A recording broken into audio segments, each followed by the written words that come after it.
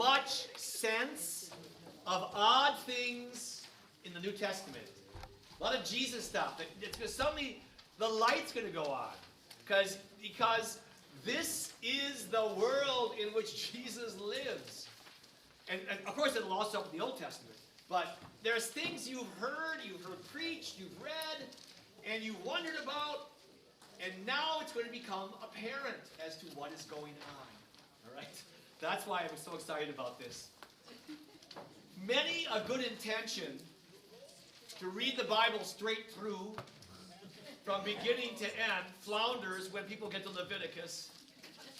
It is actually a book about the character of God and how to be in God's presence. It's a manual responding to the post-golden calf environment. Remember, the question was, how can God dwell in the midst of a sinful people? Leviticus creates the system by which God will continue to live and dwell with sinful people. Because what's provided is a process by which things can be made right between God and us. Okay? So that's why it's important. Rituals and prescriptions for officiating, the rituals for the priests, that's really what the book is about, primarily. The Levites are, again, the Levites are the tribal name of all, so the priestly families are a subset of the Levites, or the children of Levi. Later on, the Levites, that word will morph into helpers, okay? Helpers of the priests. But they all belong to the tribe of Levi. And so thus the name.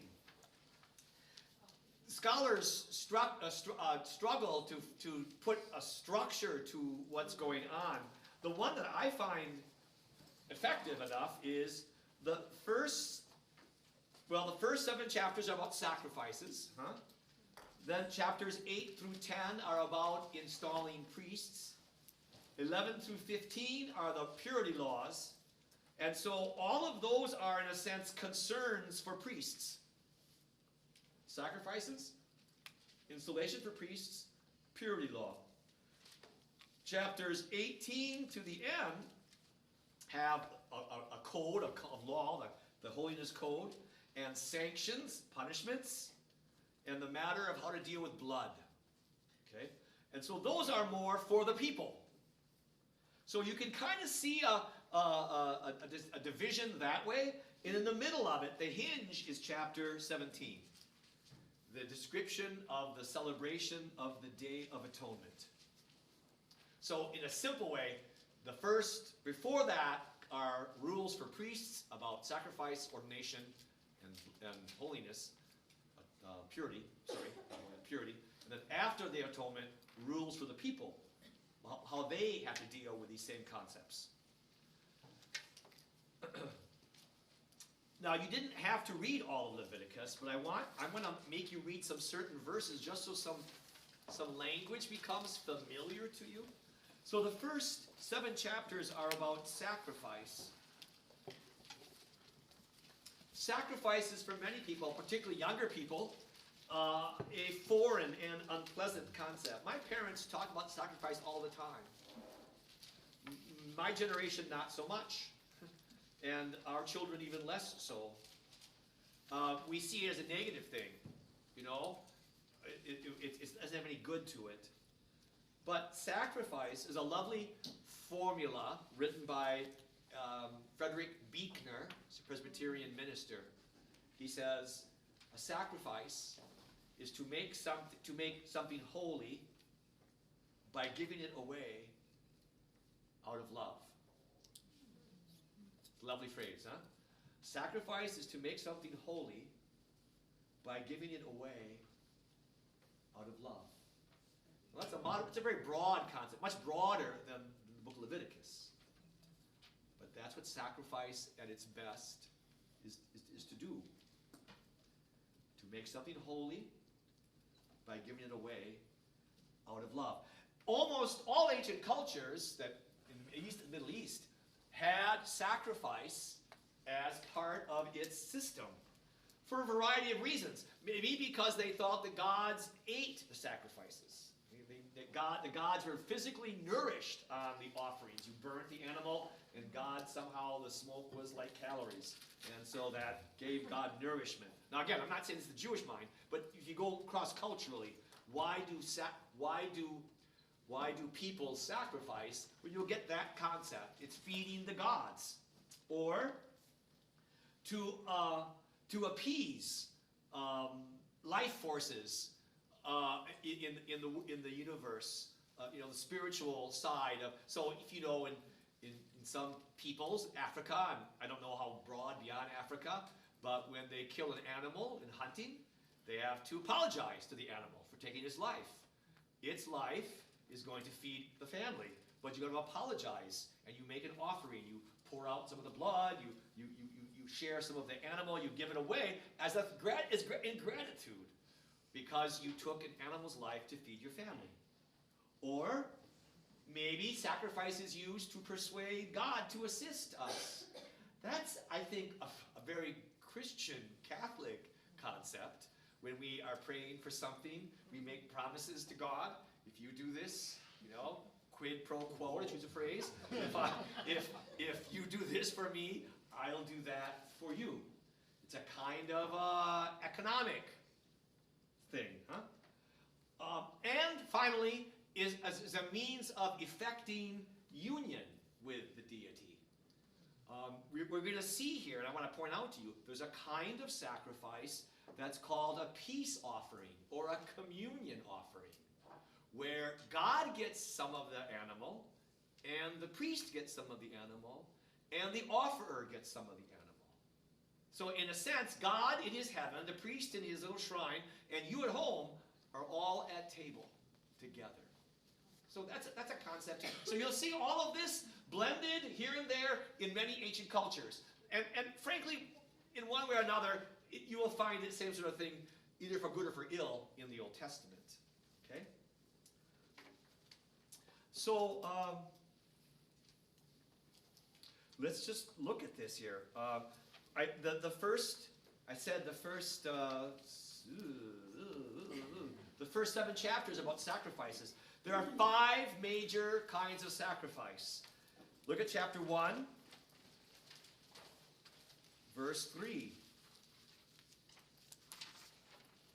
If his offering is a burnt offering from the herd, he shall offer a male without blemish. He shall offer at the door of the tent of meeting. He shall lay his hand upon the head of the burnt offering. It shall be accepted for him to make atonement for him. So this is a burnt offering. The Hebrew word for it is hola, like Holocaust. The word Holocaust comes from burnt, because God got the whole animal, or the gods got the whole animal. Okay, so in a sacrifice that's a very costly sacrifice. Huh? Think about what an animal is worth: a cow, a sheep. But God gets all of it. But the word Holocaust has the word whole in it, but it's really, the root word is burnt. And that's why that phrase is used. I'm not sure who came up with it, but it is the word among Jewish people for the death, the murder of millions of Jews in Europe, as part of World War II. Because the bodies were literally burnt in some cases, huh? And that made them think of this. Okay? So Holocaust is how we translate this. It's the burnt offering. It's a very precious, it's a very costly offering, because the whole of it is given to God. Chapter 2. When anyone brings a cereal offering. Now, don't think of Cheerios, but it's grain. And if a Holocaust is expensive, Fruit Loops is relatively inexpensive. So this is an offering to God, and it all gets burned up, but it's less costly. In a sense, it's a less impressive offering. But there are rules for those who can afford it and those who can't afford it. Okay? Chapter 3. If a man's offering is a sacrifice of peace offering. Now again, what do your translations say? I say peace offering, RSV, Communion. communion. Okay, it's the same concept. The idea where everybody gets a piece of it. Huh? If he offers an animal from the herd, male or female, he shall offer it without blemish for the Lord. He shall lay his hand upon it. But then the animal gets cut up, and again, the people go home with some of that, and they cook that. And some of it's offered to God, and some is offered to the priest, and likely some of it went on the market. Okay, because again, they didn't have refrigeration, freezing. And where did you buy meat in the market? Most of the meat sold in a big city like Jerusalem came from the temple. And this is true of most ancient big cities. The meat on the market, most of it came through the temple system. This will be important next year. Because we're going to see lots of issues in Paul's the Corinthians and Revelation about eating meat offered to idols. But again, without people that eat meat a lot, but to kill a cow and eat the whole thing, oh my gosh, it had to be a very big event, huh? So you normally would go to the market, you buy a little bit. And that's going to be, and that's typical of all, not just Jews, but all ancient peoples with this idea of a communion or peace offering. Chapter 4. The Lord said to Moses, say to the people of Israel, if anyone sins unwittingly, an accidental, we'd say manslaughter kind of a thing, huh? An unwitting sin. This is called a sin offering. Now, when you hear sin, you think, well, my sins aren't unwitting. My sins are things I do. But in Leviticus, a sin offering is an offering when you accidentally crossed a boundary. Okay? And you have to make atonement. You got to recognize what you've done. You broke a law you didn't intend to. It was an accident. Like, I can remember as a kid, you're doing dishes and you drop a cup and it shatters. And you go, oh my God, I'm going to get it. And your parents are like, oh, that's fine. Versus, then you in your bedroom forever. Okay. Chapter 5. If anyone sins in that he hears a public adjuration, okay, then blah, blah, blah. Chapter 5 is the other kind. It's a guilt offering. And you hear the word guilt there. This is not accidental sin. Look at verse 5, chapter 5. When a man is guilty of any of these, he shall confess the sin he has committed, and he shall bring his guilt offering to the Lord for the sin which he has committed, blah, blah, blah, blah, blah. The point is, there are offerings that are for accidental breaks of the law, and then there are offerings that are made for when you do a serious thing intentionally wrong, and with that there comes confession, and there, if you read the details, there needs to be some kind of remuneration. Last Sunday, Zacchaeus said, if I have wronged anyone, I will pay them back fourfold. That's the remuneration part. Okay? So if I have sinned and stolen money, I will pay it back fourfold. So you have to confess, and you have to remunerate, and you have to make the offering. Okay. So I just want you to be familiar with those terms, because they will haunt you for the rest of your time with us in the best sort of way. Chapters 8, 9, and 10 are about the ordination ceremony. I want just again to point out a few things because it will start leading you to think like an Old Testament person. So before you get so God has told Moses Aaron's going to be his priest now. So he washes and he gets dressed in a special coat. Then in verse 10 of chapter 8, then Moses took the anointing oil and anointed the tabernacle and all that was in it and consecrated them. Verse 12. And he poured some of the anointing oil on Aaron's head and anointed him to consecrate him. And Moses brought Aaron's sons and clothed them with coats and girded them with girdles and bound caps on them as the Lord commanded them. My main point is priests are made through a variety of rituals, clothings and that, but one thing is they're anointed with olive oil. Okay? Kings we'll find, not today, but later we'll find kings are made such by being anointed on their heads with olive oil. The Hebrew word for anointed one, you know. You don't know, you know it. Mashiach, Messiah. Kings are messiahs. Priests are messiahs, small m. Okay? This is not the capital M Messiah, but small m Messiah. Any anointed figure is a messiah. Again, not in the sense of saving the world, but again, remember, the concept comes from how they are made such, how they are dedicated. Deacons, you're not anointed, are you? No, you're not. Holy hands. Okay, it just dawned on me. It's like, priests and bishops are anointed. Aren't we all anointed at baptism? We all are, and confirmation, for sure. But I was just thinking that's an anomaly to me, in my mind, to this tradition. It just is interesting. So, anyway. This tradition still informs ordination, Catholic ordination. Catholic ordination, absolutely. Priest hands, bishops heads. Yeah. Okay. So I just want to point that out. Chapter 9, verse 22.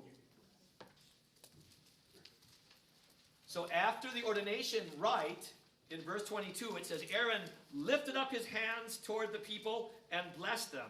And he came down from offering the sin offering and the burnt offering and the peace offerings. And Moses and Aaron went into the tent of meeting. And when they came out, they blessed the people. And the glory of the Lord appeared to all the people. And fire came forth from before the Lord and consumed the burnt offering and the fat upon the altar. And when all the people saw it, they shouted and fell on their faces. So that's the ending of the ritual. But notice the things that you learned now. That they go into tent of meeting. Tent of meeting now is erected. That's the first time it's mentioned, huh? And then the Holocaust, so the offerings are prepared. Then they come out and they bless the people. And it says that the people saw the glory of the Lord. And the glory of the Lord appeared to all the people. So everybody sees some shining of God's presence. What verse was that you just read? 24. Of chapter 8? 9. Okay, this time, sorry. Sorry. I said, well, never mind. Now you know. I do that a lot. Sorry. All right. Now, your reading actually began with chapter 12. Okay. Let me get oriented here. Where is my... Here we go. Well, no, chapter 11. I don't know why they didn't make you read chapter 11. Okay. The question in chapters 11 through 16 is purity. Okay, now purity is... I think I alluded to this last time. Need to say it again. Purity here has got nothing to do with a moral thing. Like did you lie or did you think evil thoughts? No. Purity here is crossing lines. The Jewish world divides everything into lines. And it's important that you be in the right place at the right time. Think of football, huh? If you're outside, you're out of bounds, you are not a player.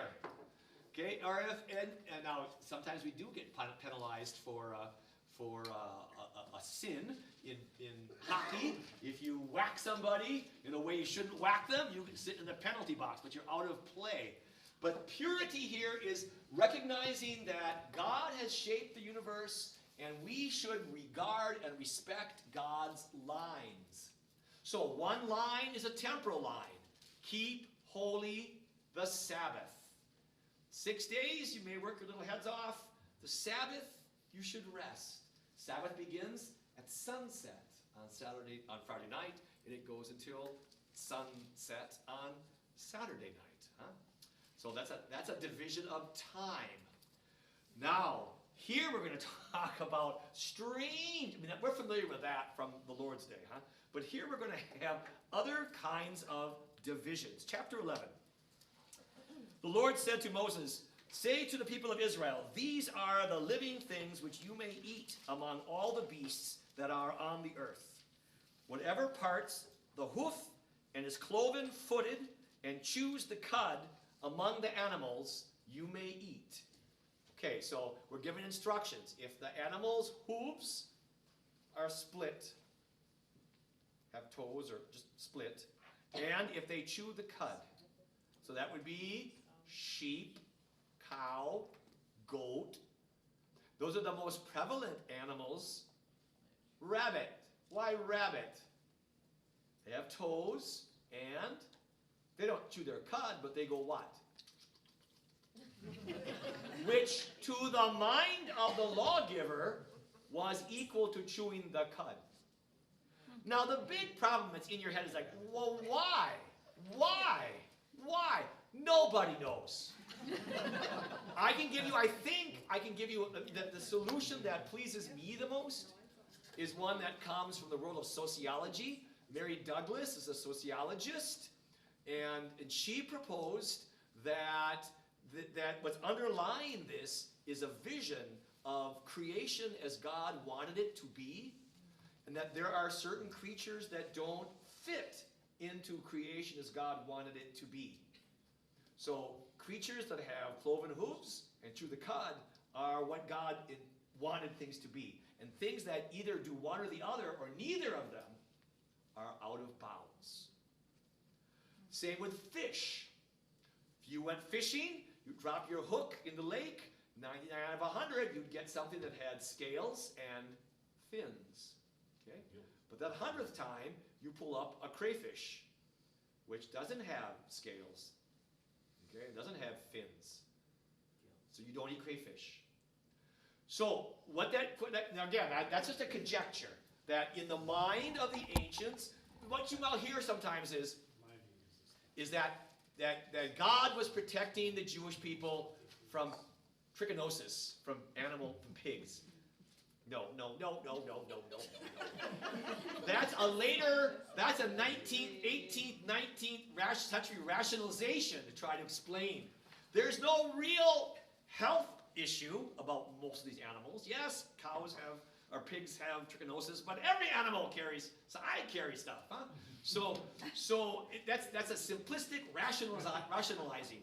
It's hard. No, Jewish scholars struggle themselves to be able to give a reasonable explanation as to why. Okay? But I like the one where that the creatures, that this is what a normative created creature should look like, therefore you can eat it. And the others, or I guess Jacob Milgram is a Jewish scholar, wrote a massive 3-volume commentary on Leviticus. He says these animals that chew their cud and have a cloven hoof stand for Israel, and all the others stand for the other nations. And so we eat these and they eat those. I don't know if I buy that either, but again, nobody knows. But this is why Jews don't eat pork. They have a cloven hoof. They don't chew a cud. This is why they don't eat crayfish. They don't eat lobster. Okay? This is because it doesn't have scales or fins. Okay? And keeping these rules are what define them as God's people. Much like Friday fish at one time defined Catholics. Mackerel snappers and other kind of unkind things that people said about Catholics. Because that was it's my shirt that says Packers and versus Vikings. It's that sort of thing. All right? So unclean and clean. Look at 44 and 45. Well, no, back. I'm left. 11:24. And by these you shall become unclean. So there's a list of unclean animals. Whoever touches their carcass shall be unclean until the evening. Whoever carries any part of their carcass shall wash his clothes and be unclean until the evening. So not only is there the list of the animals you may eat, there's also the list of the animals you may not eat that make you defile, that cross the boundary, and tells you what you must do to get back in good grace. Okay? You must wait till the evening, okay, and wash your clothes. Look at 44. For I am the Lord your God. Consecrate yourselves, therefore, and be holy, for I am holy. I told you last time, the word for holy is kadosh. It means set apart or other. God is so unlike us. And so in Leviticus, the Jewish people set themselves apart from other nations by what they eat, to signify that they are like their God in being set apart, other. You shall not defile yourselves with any swarming thing that crawls upon the earth. For I am the Lord who brought you out of the land of Egypt to be your God. You shall therefore be holy, for I am holy. So that's the first rule. There are some animals that you may not eat, that touching them defiles. Now again, nothing moral there in the sense of like a sin, but it puts you out of bounds. And being out of bounds, there are certain consequences. We'll talk about that a little later. Chapter 12. Here's a good example to remind us that these things, this out of boundness is not a sin. It's not an ethical fault. Because there are wonderful things that come that lead you out of bounds. Like having babies. Having babies is a wonderful thing. It makes you unclean. Let's read. Say to the people of Israel, if a woman conceives and bears a male child, then she shall be unclean 7 days. As at the time of her menstruation, she shall be unclean. Verse 5. But if she bears a female child, then she shall be unclean for 2 weeks, as in her menstruation, and she shall continue in the blood of her purifying for 66 days. Now, again, why this? The assumption is that it has to do with the passage of blood. It's got nothing to do with babies being bad. It's got everything to do with blood being holy. We've not read Genesis yet. We read Genesis when Noah gets off the ark. He's given permission to eat meat for the very first time. But he's told that the blood belongs to God because in the blood is the life. The blood contains the life principle. So you have to bleed out the animal, pour the blood on the ground, then you may eat what's remaining. But anytime blood issues, it makes you out of bounds. Not just childbirth then, but menstruation. You are unclean for 7 days. And why if you have a female child, is the uncleanness double? Probably because, again, the issuance of blood is a female thing on a monthly basis. And so perhaps because the child is a female child who herself in the future will do that, there's a double dose of out-of-boundness. It's not a judgment on that girls are less or worth anything less. It's got to do with this blood thing. Similarly, anytime anybody's inner guts oozes out of the boundary of their skin, they're unclean. So anytime you bleed, you are unclean. And anybody who touches you is made unclean. Now, if they have to care as a doctor, well, that's just the price you pay. Okay? So it's not a moral thing. It's just because, again, blood belongs inside your body. The skin is the boundary. When blood comes outside that boundary, something crazy is happening. And so in this culture, that makes you unclean. So then, related to that, back to animals. Like if you have a horse or a donkey that you have to ride or work with, and it's unclean to touch, as well as... Are donkeys unclean? Well, it doesn't have, its hoof is not... Yeah, but no, this is about eating. Okay, so you can still... You can have a snake as a pet. You just can't eat the snake. Yeah, okay. I'm glad you asked the question. You know, Yes. reflecting upon what you said, it's really, I just think it's just kind of back. Wouldn't it have been wonderful if we had embraced the idea that blood is holy in that way? Because I think sometimes this passage or this part is misconstrued in terms of women. Right. Now, you need to talk to a Jewish woman. I mean, they glory in this, in the sense that this is my share in the covenant. I have the power to generate life. So when I menstruate, that's the sign of that. I have that power. they don't, now I shouldn't say it, there are Jews I'm sure who grow up and hate it and they stop being Jews. But if you talk to an observant Jew, they glory in this. Huh? They don't see it as a loathsome burden. We Christians do, but by and large, an observant Jew, they celebrate this. Huh? We'll talk about again how you get out of this, because some of these things take care of themselves. Others you have to do something about it. We'll talk about that. Okay, but this is so again. Anytime you touch a corpse, you're made unclean. So when your mother dies, you make yourself intentionally unclean to attend to her body. Okay, you do that. It's part of the price of it. Not because women are bad. No, it's because blood is sacred, and when blood and life is sacred. So when we cross these boundaries, those who deal with them likewise are affected by them. Okay?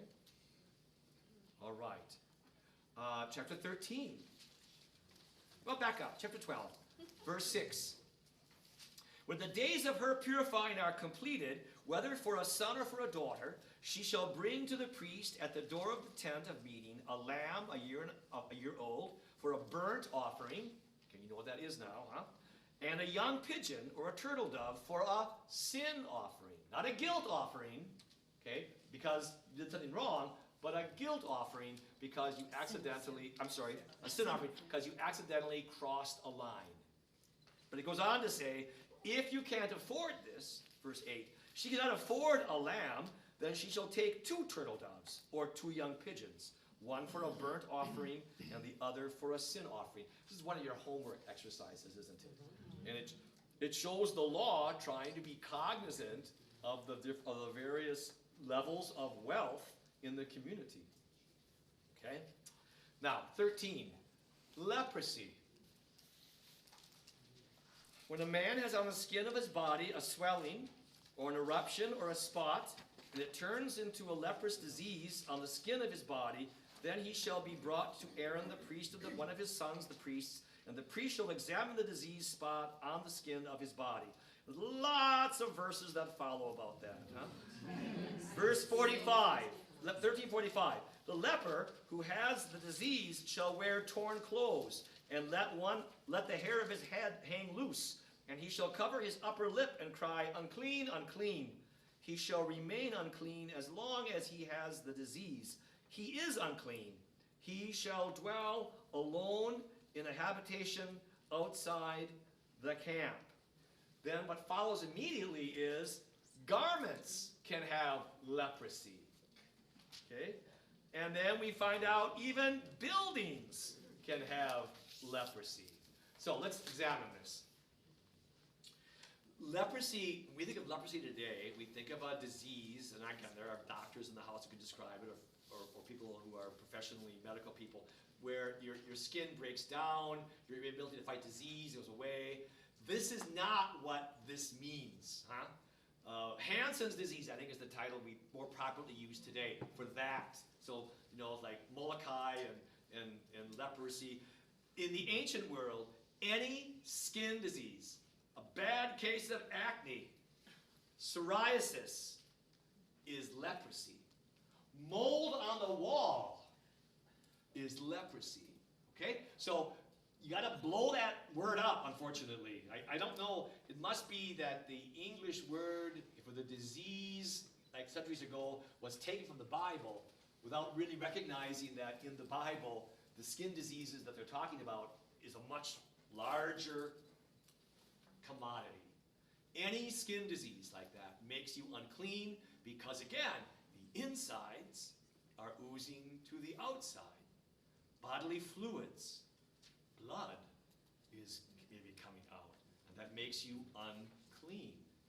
And we read the rules about you have to expose it to other people because you are carrying an affliction that anybody you touch, you're going to put them out of bounds. It's not because you can catch it. You can't catch acne. Okay? You don't catch mold on the wall. Maybe you can, I suppose. I don't know. But the point isn't because they had doctors who knew this stuff was all catching. It's just because it makes you unclean. So I'm thinking of Mark's Gospel, chapter 1. Jesus is confronted by a leper who says, if you will, you can make me clean. And Jesus says, if I will, and then he reached out, and touched him. And then the narrator says, and he was made clean. Now, Jesus has already healed people in this gospel, often by touch. Simon's mother-in-law, he lifts up. But he can heal without touching people. He didn't have to touch the leper. He touches the leper. In which case, the leper is made clean, and he is made unclean. Okay? You touch a leper, you're unclean. In a sense, I could argue, that's the whole gospel in miniature. Jesus came, and by his touch, takes on our uncleanness, not in a leprosy sense, but in a moral sense. Huh? Okay, so when you hear lepers in the New Testament, now you have a better back, and how wide a concept it was. Look at chapter 14. The Lord said to Moses, this shall be the law of the leper. For the day of his cleansing, he shall be brought to the priest, and the priest shall go out of the camp, and the priest shall make an examination. Then, if the leprous disease is healed in the leper, the priest shall command them to take for him. Then there's a argument for what kind of a sacrifice in gratitude is made. But the point is, the priests are the gatekeepers. They are the ones who declare people lepers, and they're the ones who declare people cleansed of leprosy. Again, this is not Hansen's disease then, because before antibiotics, I guess you didn't get better from Hansen's disease. So whatever this is, it's a much broader concept. So a couple weeks ago, we read Luke chapter 19 or 18, the 10 lepers, okay? And Jesus sent them to go to the priests. So they were just doing what Jesus told them to do. I mean, just to say, the Samaritan gets extra bonus points from Jesus for being grateful. But the other 9 were doing what Jesus, and what the law expected. The Samaritan wouldn't go to Jerusalem because he didn't buy into that priesthood. The Samaritans had their own temple and their own priesthood in their region, in the middle of the country. Okay, so that's just more stuff to think about when you hear those stories. Chapter 14, verse 34 is the reference to leprosy in a house. And I just wanted to show that to you so you could get rid of that narrow idea of what leprosy is. 34, when you come into the land of Canaan, which I give you for a possession, and I put a leprous disease in your house, in the land of your possession, then he who owns the house shall come and tell the priest, there seems to me to be some sort of disease in my house. And then so on it goes, okay? Questions so far? So were the priests basically ran the community? Thank God, huh? Those were the days. Yes, in a matter, there's no king, there's no bureaucracy. The sons of Levi are that bureaucracy. Okay? Heaven help us. Okay. Chapter 15. Sexual uncleanness. Got your attention, didn't it? Because it's, again, and again, we associate, there's some concern about what healthy sexual relations are and aren't, what's moral in a Christian sense. This is not that, really. This is still this boundary thing. Because I said, anytime you bleed, anytime fluids from your body come outside your body, you are ritually crossing a boundary. So every time you engage in relations, every time there's a seminal discharge, you're unclean. Every time a woman has her menstrual flow, she's unclean. You're not a bad person. That's nothing. But so it's not a judgment on the morality of the sexual act itself.